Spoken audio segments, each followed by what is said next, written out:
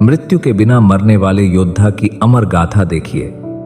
श्री कृष्ण का अद्भुत रहस्य और एक प्राचीन श्राप की अंतिम पूर्णता, वह भविष्यवाणी जिसने ब्रह्मांड को हिला दिया। दोस्तों, बोधि ड्रीम्स वाला यूट्यूब चैनल पर आपका अभिनंदन है। अगर आप भी श्री कृष्ण के भगत हैं तो वीडियो को लाइक और चैनल को सब्सक्राइब जरूर करें। समय की रेत पर उकेरी गई हर भविष्यवाणी किसी न किसी दिन अपने सत्य से दुनिया को चौंकाती है। ऐसी ही एक भविष्यवाणी यदुवंश के एक बूढ़े ऋषि ने कही थी।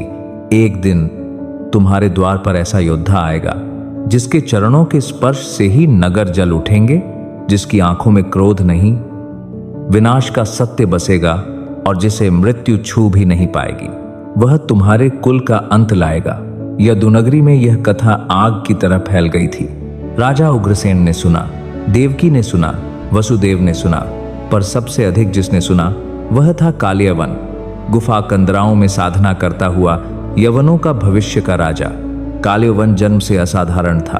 कहते हैं उसके जन्म के समय आकाश में 2 ग्रह टकराए थे। धरती कांप उठी थी। दुष्ट शक्तियों ने उसके कान में फुसफुसाया था, तू युद्ध का अंत है, कोई तुझे मार नहीं सकेगा। और इसी भविष्यवाणी के साथ उसकी नियति शुरू हुई। कालियवन के अमर होने के पीछे रहस्य था एक श्राप और एक वरदान का सम्मिलित परिणाम।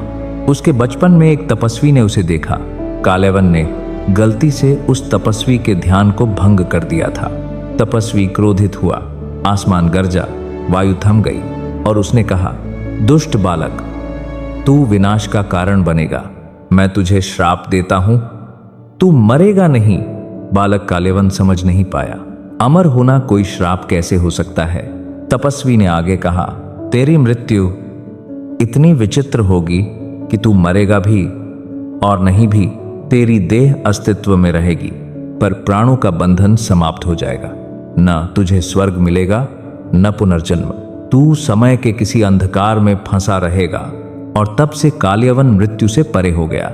वह जानता था युद्ध में कोई उसे नहीं मार सकता, पर वह नहीं जानता था कि वह कैसे मरेगा। और यही रहस्य आगे चलकर कृष्ण के हाथों उजागर होना था।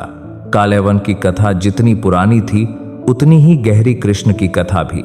कृष्ण के पैदा होते ही देवताओं ने कहा, यह वही बालक है जो उस अमर योद्धा का रहस्य पूर्ण करेगा। कृष्ण बड़ा हुआ। वह जानता था कि कालियवन कोई साधारण दैत्य नहीं, निश्चय ही उसे शस्त्रों से हराया नहीं जा सकता। कृष्ण के मन में एक ही प्रश्न था, वह कैसे मरेगा? बिना मरे? कृष्ण ने इसे देवताओं पर नहीं छोड़ा। वह स्वयं इस रहस्य की खोज में निकल पड़ा। यदुवंश को कोई नहीं जानता था, पर कृष्ण रातों को गुप्त रूप से गायब हो जाते थे। कभी जंगलों में, कभी पहाड़ों में, कभी निर्जन कंदराओं में, कभी ऋषियों से मिलते, कभी पुरानी सभ्यताओं के खंडहरों का अध्ययन करते।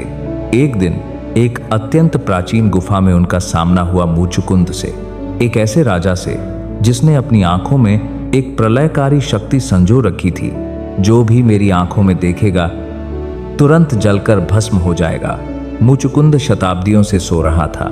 देवताओं ने उसे यह वरदान दिया था क्योंकि उसने देवों का युद्ध में साथ दिया था। कृष्ण ने देखा, उनकी आंखों में चमक दौड़ गई। यही है तरीका, कालियवन का श्राप पूरा करवाने का तरीका। लेकिन सिर्फ यही काफी नहीं था। उन्हें कालियवन को उस गुफा में धोखे से ले जाना था, क्योंकि युद्ध में उसे कोई नहीं हरा सकता था। समय बीता। कालियवन एक विशाल सेना लेकर द्वारका की ओर बढ़ा। कहते हैं उसके कदमों की आवाज से धरती हिलती थी। घोड़ों की गर्जना समुद्र की लहरों जैसी थी। द्वारका में भय नहीं था। कृष्ण शांत खड़े थे। उन्हें पता था युद्ध होगा पर तलवारें नहीं चलेंगी, रणभूमि बनेगी पर रक्त की बूंद नहीं बहेगी। कालियवन द्वारका पहुंचा और चिल्लाया, कृष्ण निकलो मेरे सामने, मैं अमर हूं, मुझे कोई नहीं मार सकता, तुम भी नहीं। कृष्ण मुस्कुराए, चुपचाप मुड़े और चलने लगे। कालियवन को यह अपमान लगा। वह मुझसे डर रहा है, भाग रहा है। कालियवन गरजता हुआ उनके पीछे दौड़ा। कृष्ण धीरे धीरे चल रहे थे, ना तेज ना धीमे, ना तेज जैसे उसे सही जगह तक ले जा रहे हों। कृष्ण कालियवन को एक बहुत पुरानी, विशाल अंधेरी गुफा तक ले आए। गुफा में ऐसा सन्नाटा था कि स्वयं अंधेरा भी शोर कर रहा हो। काल्यावन ने कृष्णा को पुकारा, रुक जाओ, तुम मुझसे युद्ध क्यों नहीं करते?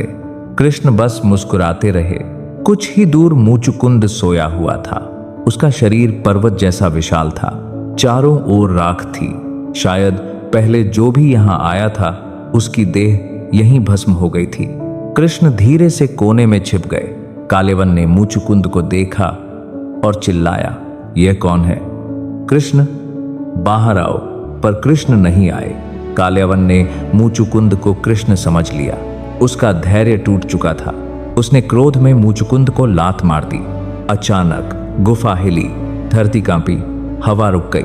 मुचुकुंद की आंखें खुली और उसी क्षण अग्नि का तूफान फूट पड़ा। मुचुकुंद की आंखों से प्रकाश निकला, ऐसा प्रकाश जिसे कोई हथियार रोक नहीं सकता था। काल्यावन चीखा, नहीं, मैं अमर हूं, मुझे कोई नहीं मार सकता। प्रकाश उसके शरीर में समा गया। उसकी देह धधकने लगी, पर वह नहीं मर रहा था। वह मर भी रहा था और नहीं भी। कुछ ही क्षणों में वह एक काली मूर्ति जैसा हो गया, अस्थिर, बेजान, पर फिर भी मृत नहीं। उसकी आंखें खुली रहीं। वह चेतना से रहित हो गया। शरीर शेष, प्राण नष्ट। यही था उसका श्राप, यही थी उसकी मृत्यु बिना मरे। प्रकाश शांत हुआ। मुचुकुंद ने कृष्ण को देखा और पहचान लिया, तुम वही हो जिसकी प्रतीक्षा युगों से थी। कृष्ण ने नम्रता से कहा, धन्यवाद महाराज। काल्यावन को मृत्यु नहीं दी गई, उसके श्राप को पूर्ण किया गया है। आपके वरदान ने वह कार्य किया जो किसी शस्त्र से संभव नहीं था। मुचुकुंद मुस्कुराया, मेरी तपस्या सफल हुई, अब मुझे मुक्ति चाहिए, मेरा समय पूरा हो चुका है। कृष्ण ने आशीर्वाद दिया और मुचुकुंद अदृश्य प्रकाश में विलीन हो गया। काल्यावन की सेना बिखर गई। उनके नेता की मृत्यु ने उनका उत्साह तोड़ दिया था।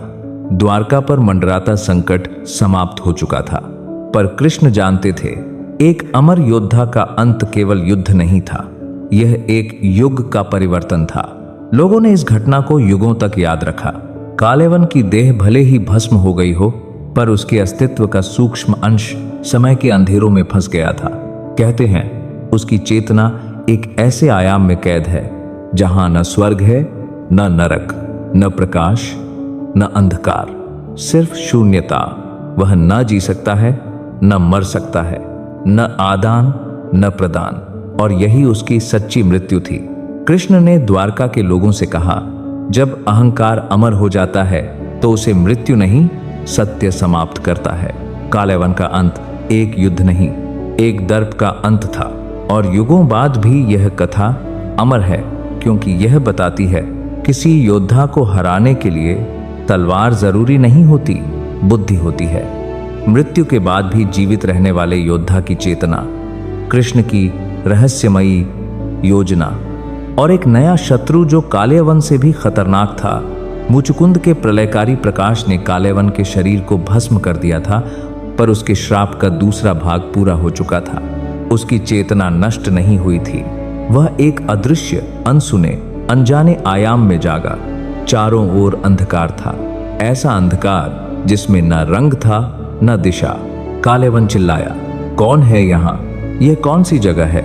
मैं अमर हूं, मुझे कोई हरा नहीं सकता। पर आवाज कहीं नहीं गूंजी। यह एक ऐसा आयाम था जहां ध्वनि भी कैद हो जाती है। अचानक उसके सामने धुएं जैसा एक अस्तित्व प्रकट हुआ। चेहरा नहीं, आंखें नहीं, फिर भी उसकी उपस्थिति भय पैदा कर रही थी। उसने फुसफुसाया, तू मरा नहीं है काल्यावन, और इसीलिए तेरी यातना शुरू हुई है। काल्यावन कांप उठा। यह अमृता का दूसरा रूप था, अनंत कैद का रूप। द्वारका खुश थी, युद्ध टल चुका था, काल्यावन समाप्त हो चुका था। कम से कम सभी ऐसा ही सोच रहे थे, लेकिन कृष्ण शांत नहीं थे। बलराम ने पूछा, भैया, आपने विजय पाई है, फिर भी आप चिंतित क्यों हैं? कृष्ण ने उत्तर दिया, काल्यावन का शरीर भस्म हुआ है, पर उसका श्राप कहता है कि वह मरेगा नहीं। उसकी चेतना अभी भी अस्तित्व में है, और जहां चेतना है वह वापस लौटने का रास्ता खोज सकती है। बलराम चौंक गए, क्या वह लौट सकता है? कृष्ण ने आकाश की ओर देखा और धीरे से कहा, हर श्राप का एक दूसरा द्वार होता है। अगर वह इसे खोज ले तो संसार के लिए नया संकट जन्म लेगा। अंधेरे आयाम में कालेवन संघर्ष कर रहा था। उसे समझ ही नहीं आ रहा था कि वह कहाँ है। क्या यह स्वर्ग है, नरक या कोई और दुनिया? वह घुटनों के बल गिर गया। यह पहली बार था जब कालेवन को भय महसूस हुआ। तभी अंधकार में कंपन हुआ, जैसे कोई बहुत पुराना दरवाजा खुल रहा हो। एक पुराना गूंजता स्वर आया, युवन योद्धा, तुझे यहां यूं ही नहीं लाया गया। यह वह स्थान है जहां भाग्य अपना दूसरा रूप लिखता है। कालेवन ने पूछा, तुम कौन हो? स्वर बोला, मैं वही हूं जिसने कभी देवताओं को चुनौती दी थी। मैं वाला शापित असुर, जिसे युगों पहले इस अंधकार में कैद कर दिया गया था। कालेवन हतप्रभ हो गया। वाला, वह असुर जो मंत्रों और चेतना को मोड़ देने की शक्ति रखता था। वाला आगे बोला, मैं तुम्हें इस कैद से निकाल सकता हूं। इसके बदले तुम्हें मेरे लिए कुछ करना होगा। कालेवन ने पहली बार किसी शर्त को गंभीरता से सुना। अमृता का वास्तविक अर्थ अब उसे समझ आने लगा था। कैद होना पर मृत्यु ना होना। कृष्ण रात्रि में समुद्र तट पर अकेले खड़े थे। लहरें चांदनी से चमक रही थीं। अचानक समुद्र ने एक मरी हुई मछली किनारे फेंकी, पर वह मछली मर नहीं रही थी। उसकी आंखें खुली थीं, देह स्थिर थी, प्राण गायब थे। कृष्ण ने देखा और फुसफुसाए, यह संकेत है, कालेवन की चेतना हिल रही है। उसी रात उन्हें एक दिव्य दृष्टि प्राप्त हुई। एक आवाज आई, वाला जाग रहा है, वह कालेवन को मुक्त करना चाहता है। कृष्ण की आंखों में चिंता गहरी हो गई। वाला बोला, कालेवन तुम्हारा शरीर नहीं है, पर चेतना है, और चेतना से शरीर को बुलाया जा सकता है। अगर तुम चाहो तो एक नया शरीर पा सकते हो। कालेवन ने पूछा, वह कैसे?